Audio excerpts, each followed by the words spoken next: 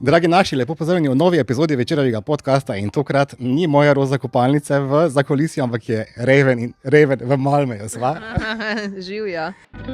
Slačilnica, večerov podcast, v katerem Denis Bende Živčec odkriva neodkrito na slovenski družabni sceni.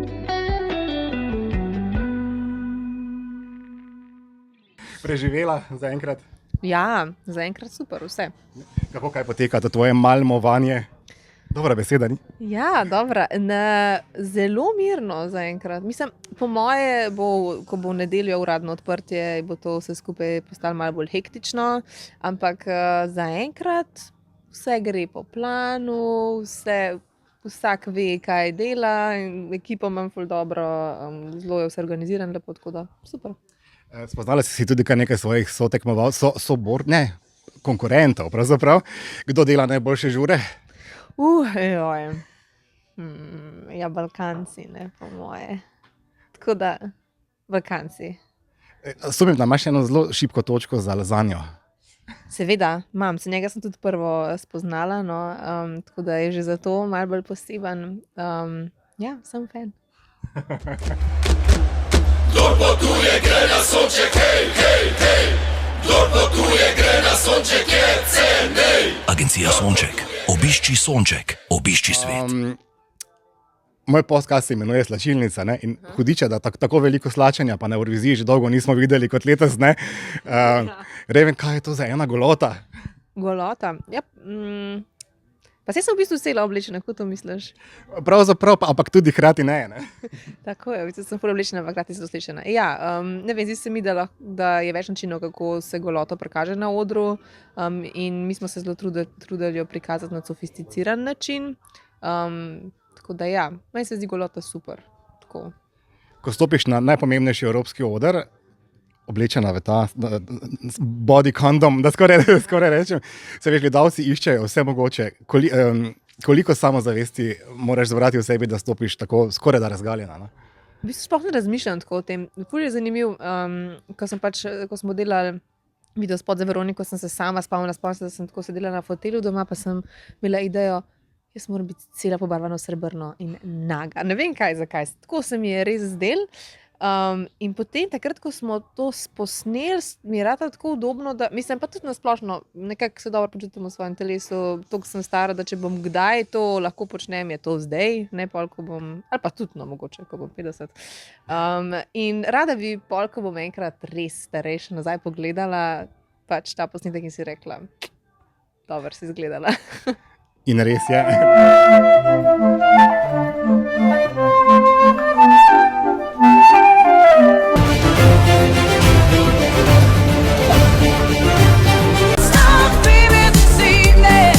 Prišlo danes spremembe, mimogrede, ker imam dober spomin. Emona se imenuje znamka, oziroma Emona, seveda, in ne Veler. Kaj se je zgodilo?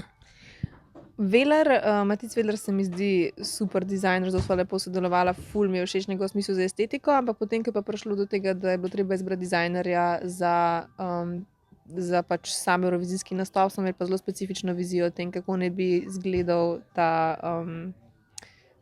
ta oprava. In nekako sem z Aniko iz Emone sva se glede te same vizije bolj ujeli, tako da zato. Isto vsi očalarji vedo povedati, da se očala dobi v optiki Julius. Optika Julius. Optika Julius. Odzivi prihajajo, odzivi dežujejo in odzivi iz tujine so izrazito pozitivni, ko jih preberemo na stotine navdušenih komentarjev. Ko pa bereš slovenske komentarje, pa imaš občutek, da je pravzaprav vse narobe. Koliko se obremenjuješ s tem vse? Ampak to pa zdaj res ne lažem. Jaz nisem prebrala niti enega slovenskega komentarja, še zato, ker nimam niti tega appa od Facebooka, recimo, sploh downloadanega in nimam pojma, kaj tam pišejo.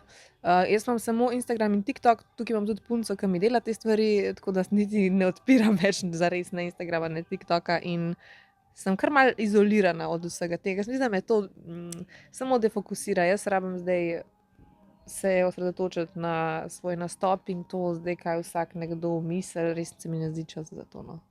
Tako da. Ne bom razbil tega varnega kokona, ampak eno od pogostih vprašanj pa je, zakaj je vzdušje na odru, vsaj to, kar smo videli zdaj, tako zelo svetlo, da zakaj ni bolj mračno, bolj skrivnostno, kot so nekateri pričakovali? Jaz mislim, da je to predvsem zato, ker so videli neki sek nastopa, kjer je pač res eksplozija svetlobe proti koncu. In jaz sploh, meni se zdi ful temačen nastop. Tudi mislim, da smo mi sami z to energijo, ker nastop res temelji na prezenci vseh nas 6, ki smo na odru, da smo sami tako misteriozni, da tista svetloba, ne vem, meni se sploh ne zdi presvetlo. No. Niso videli celega nastopa, zelo se gradi z lučjo in jaz sem ful zadovoljna, kako smo to postavili. Tako da morate videti cel nastop, potem pa se boste odločili, da vam je presvetlo. Bi si želela kaj več na odru, če bi zdaj midva živela v Indiji, Koromandiji, kjer bi denar padal z neba in podobno? Iskreno, o tem sem se prav pogovarjala z svojim koreografom. Jaz ne vem, kaj bi še dala na oder, da bi se mi, ker se mi, da karkoli več od tega bi dodala, bi samo odzela pozornost od nas 6. Ne, nič ne bi imela drugega na odru. Res, sigurno pač finančno je bila stvar seveda omejena, ker smo pač nismo ker ne zastopam neke ogromne države, ampak je pa še vedno, res je nastop točno tako, kot bi si ga želela. No? Tako da to ni bila taka ovira zdaj tukaj. No? Kako čuvaš svoj angelski glas? Zelo naporni dnevi so? Jaz mislim, da sem predvsem imam to srečo ali pa sem hvaležna za vsa ta leta treninga na Akademiji klasičnega izobraževanja, ker sem nabirala si kondicijo za tak dogodek, kot je to zdaj leta prej in nisem začela delati na pevski tehniki šele pred, ne vem, pol leta, ko sem izvedela za gre na Eurovizijo. Tako da predvsem zaenkrat, potrkam da les, se moj glas zelo dobro drži in sem v dobri pevski kondiciji. Čim več se trudim piti vode, upevam se svojo slamico, ki jo imam in probam čim več spati, čeprav to mi še ne ratuje. Veliko si potovala v zadnjih mesecih, tednih, prepotovala Evropo, tako rekoč. Ko človek veliko potuje, a je šlo kaj narobe? Se je kaj zalomilo, a se je komu kaj zlomilo? Mislim, šlo je marsikaj narobe, ampak da bi pa rekla, da nekaj blazno katastrofalnega se je zgodilo, pa v bistvu ne zares. No. Tako da, ena taka anekdota je, da je moja plesalka pozabila potni list, ko bi mogla iti iz Barcelone v London, sem potem tam mogla sama nastopati, ker je ono ostalo v Barceloni, ampak tako no. Zelo so bili hektični dni pač teh pripartijev, veliko bolj kot pa zdaj tukaj zaenkrat same Eurovizije, tako da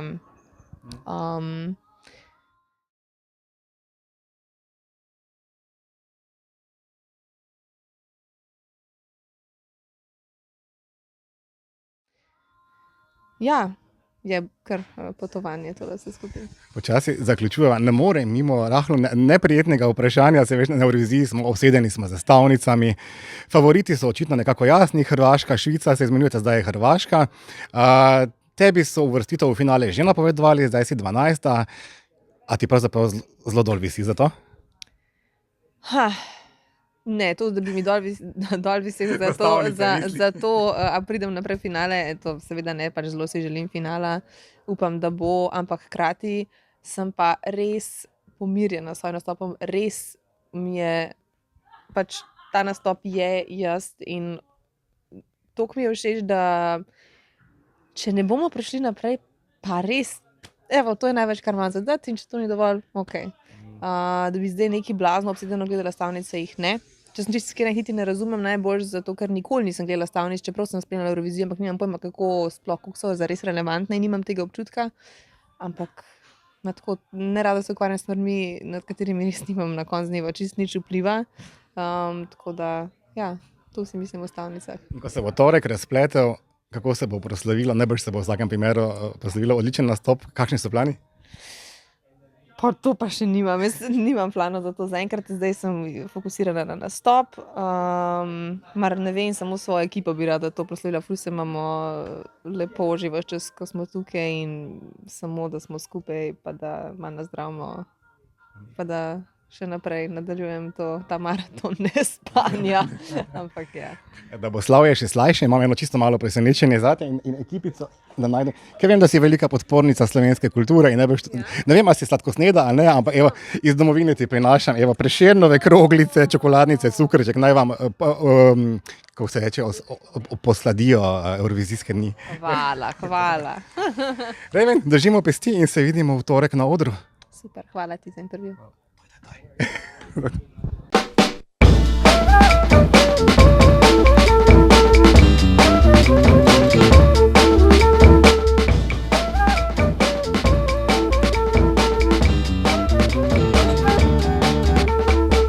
Kakšen lep prstan. Poročni.